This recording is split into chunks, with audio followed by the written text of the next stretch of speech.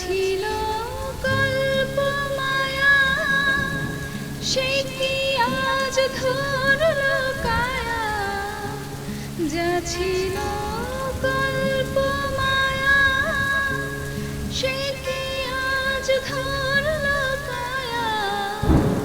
কে আমার বিফল মালা পরিয়ে দিল তোমার গলে, ভাসিয়েছিলাম নয়ন জলে। একা মোর গানের তরী। আমার জীবনটা ছিল নিস্তরঙ্গ এক পুকুরের মতো। বাতাসে মৃদু দোল খায় পানি, যেন ঝড়ের কোনো ভয় নেই।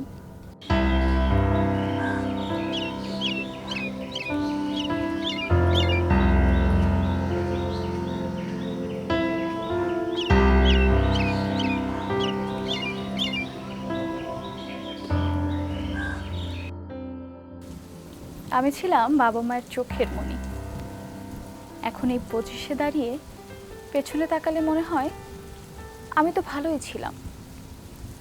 সম্পূর্ণ পরিবার বলতে যা বোঝায় তাই ছিল আমাদের।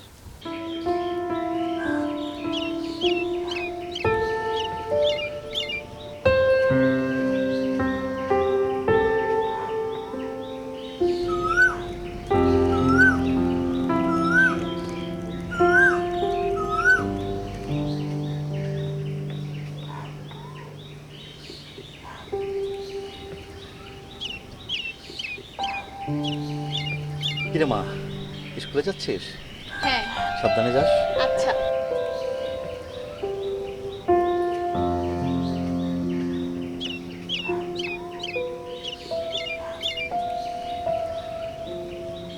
ভালোবাসার সংসারে বাবা মাকে কখনো বিবাদে জড়াতে দেখিনি। তারা একে অপরকে ভালোবাসতেন, শ্রদ্ধা করতেন। এখনো তারা একই রকম আছেন।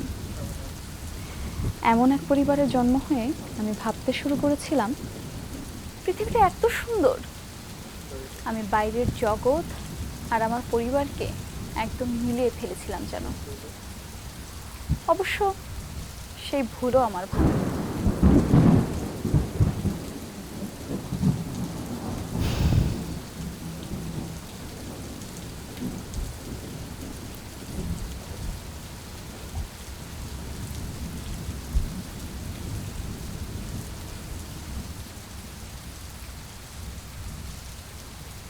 আমি তখন ক্লাস 6-এ। প্রাইমারি স্কুল থেকে সবেমাত্র স্থানীয় এক স্কুলে ভর্তি হয়েছি। নতুন ড্রেস, নতুন স্কুল, কি যে ভালো লাগছিল আমার, কিভাবে বুঝাই। প্রথম যেদিন স্কুলে গেলাম, রেবেকা ম্যাম প্রশ্ন করেছিল আমি কি হতে চাই। ডাক্তার, ইঞ্জিনিয়ার, এমন সব বড় বড় উত্তরের মাঝে আমি বলেছিলাম আমি অভিনয় করতে চাই। সবাই অবাক হলেও ম্যাম খুব খুশি হয়েছিল। সেই তনু আর এই তনুর মাঝে এক সমুদ্র পার্থক্য। একটি ঘটনা আমার জীবনকে একদম পাল্টে দিয়েছে।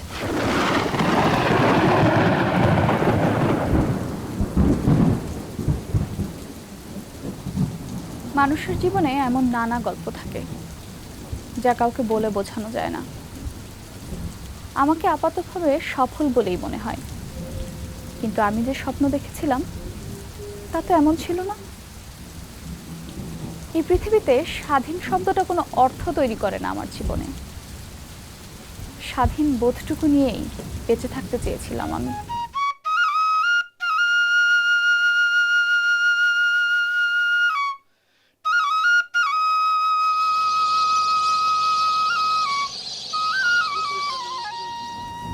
যা বলতে চেয়েছিলাম, একদিন স্কুলে যাচ্ছি, গেটের সামনে কয়েকজন ছেলে খুবই নোংরা ভাষায় আমাকেই উদ্দেশ্য করে যেন কিছু বলছিল।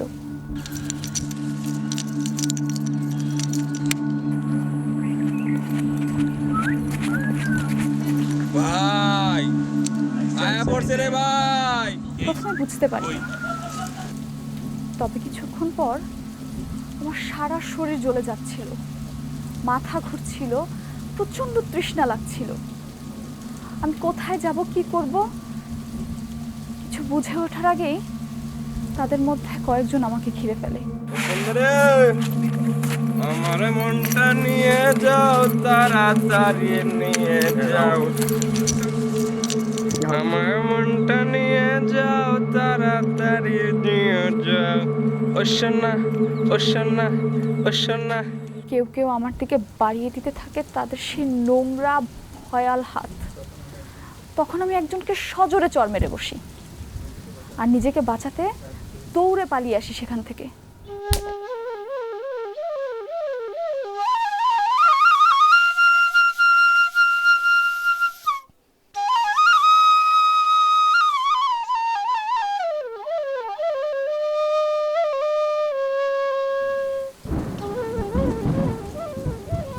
পরদিন যখন স্কুলে যাই, সবাই আমার দিকে কেমন যেন তাচ্ছিল্যের দৃষ্টিতে তাকাচ্ছিল, এমনকি আমার বন্ধুরাও। পরে অবশ্য প্রিন্সিপাল স্যার আমার বাবা মাকে ডাকানোর পর জানতে পারি সব দোষ নাকি আমারই। একটা মেয়ে হয়ে কেন একটা ছেলের গায়ে হাত তুললাম।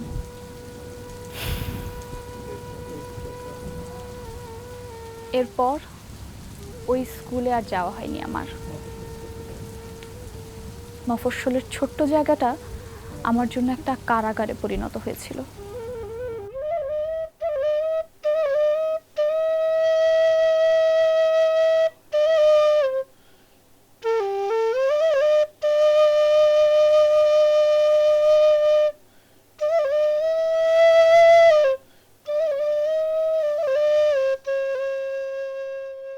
ভাবিনি পড়াশোনাটা আর হবে আমার।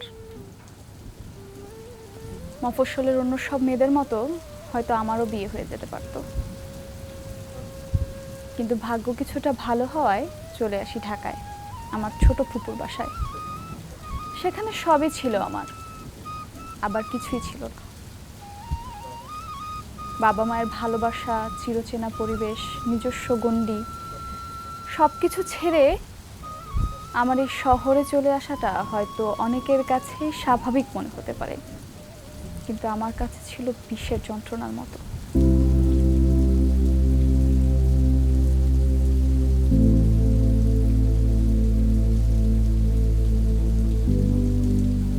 ফুপুর বাড়ি, শিক্ষিত পরিবার, অথচ আমি দেখেছি ফুপুকে তার স্বামী কিভাবে প্রতিনিয়তই কারণে অকারণে মানসিক যন্ত্রণা দিত। প্রতিবাদ না করে দিনের পর দিন বাধ্য স্ত্রীর মতো সুখী পরিবারের অভিনয় করে যেত আমার ফুপু। ফুপার কারণেই একদিন বেসরকারি বিশ্ববিদ্যালয়ের চাকরিটা ছাড়তে বাধ্য হন তিনি।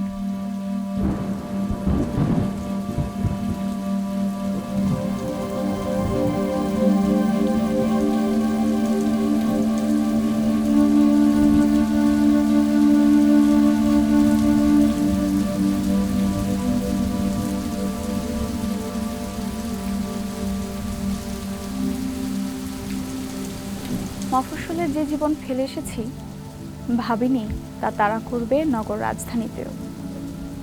তখন আমি সদ্য বিশ্ববিদ্যালয়ে ভর্তি হয়েছি, বাসেই যাওয়া আসা করতাম। একদিন যাত্রী ছাউনিতে অপেক্ষায় আছি, বাস আসবে। বাস আসেনি। এসে গেল আমার সেই ভয়ঙ্কর অতীত।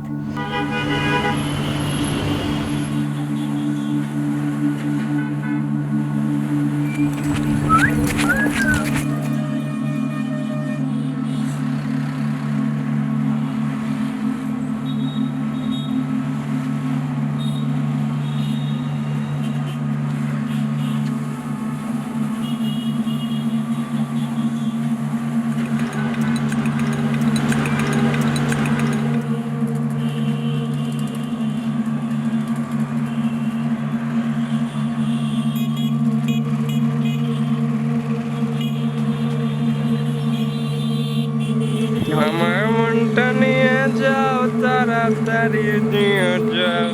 ও সোনা, ও সোনা, ও সোনা। আমার মনটা নিয়ে যাও, তাড়াতাড়ি নিয়ে যাও। ও সোনা, ও সোনা, ও সোনা, ও সোনা।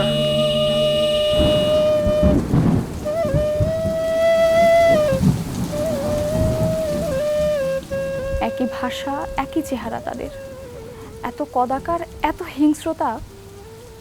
এই পৃথিবীতে নারীর আপন বলে কেউ নেই। এখানে চোখের পানি সবচেয়ে মূল্যহীন। কেন জন্মালাম? কেন নারী হয়ে কেন জন্ম নিতে হলো এই পৃথিবীতে?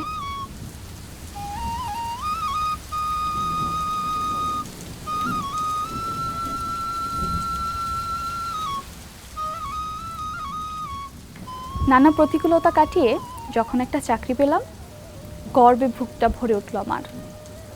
ভাবলাম এই বুঝি স্বাধীনতা পেয়েই গেলাম, কিন্তু সেই ভুলও ভাঙলো আমার। মুহূর্তেই আমার স্বর্গ যেন নরক হয়ে গেল।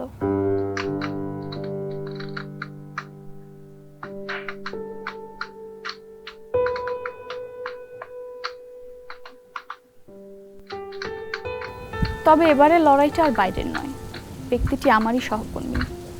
তাকে দেখলে এক নিপাট ভদ্রলোকই মনে হতো, কিন্তু আসলে সে মুখোশ পরা কুৎসিত চরিত্রহীন একজন।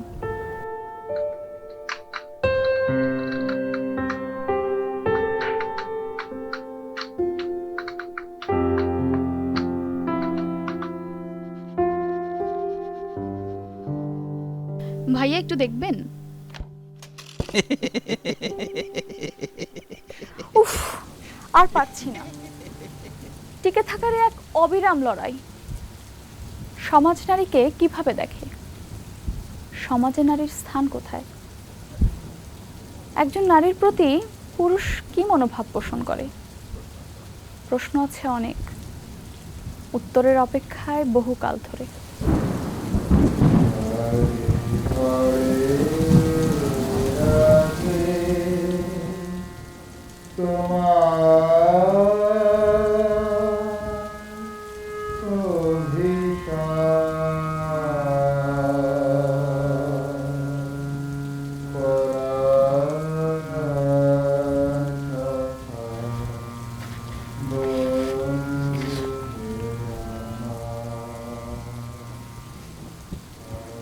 Women waiting for their husbands sit among dahilas all afternoons, while quiet processional seasons drift and subside at their doors like dunes and echoes.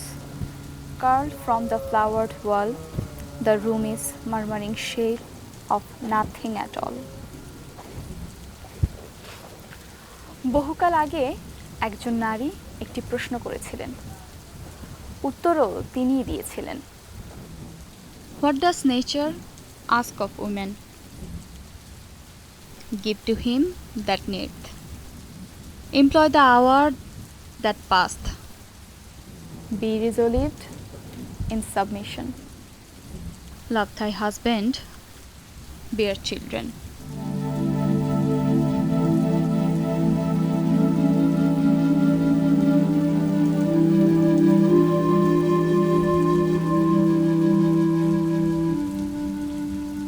আমার সাথে যা কিছুই ঘটেছে তা কি শুধু আমারই ঘটনা? আর কারোর সাথেই কি ঘটেনি? ঘটেছে। আত্মহত্যাও করেছে অনেকে। পুরো সমাজ একটু একটু করে মৃত্যুর মুখে ঠেলে দিয়েছে অসংখ্য নারীকে। গভীরে ডুব দিলে দেখা যাবে কত বড় বড় ক্ষত হয়েছে নারীর মনে। স্বাভাবিকভাবে বাঁচার সকল পথ রুদ্ধ হয়। লৌহ কপাট হয়ে দাঁড়িয়ে থাকা পুরুষকে আর কোনোদিনও বুঝবে না। আসলে সবকিছু আদায় করেই নিতে হবে। দুঃখের ঘরে প্রতিরোধের আগুন না জ্বালালে নারীরা কেবল ইতিহাসের ঘূর্ণিচক্রে ডুকরে ডুকরে কেঁদেই মরবে।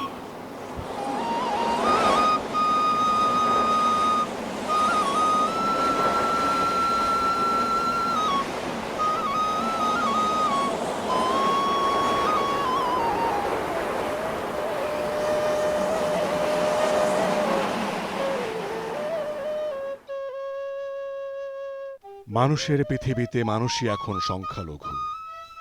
মানব জাতির আত্মগরিমার যুগে এখনো নারী পুরুষের জন্য নিছক পদানত কেউ। কে ভাঙবে দীর্ঘ এই কারাগার? মানুষ গ্রহান্তরে ঘুরে বেড়াবে আবার অন্যদিকে দৌড়াতেই থাকবে উল্টো পথে আদিম থেকে আদিমতায়। তা কি করে হয়?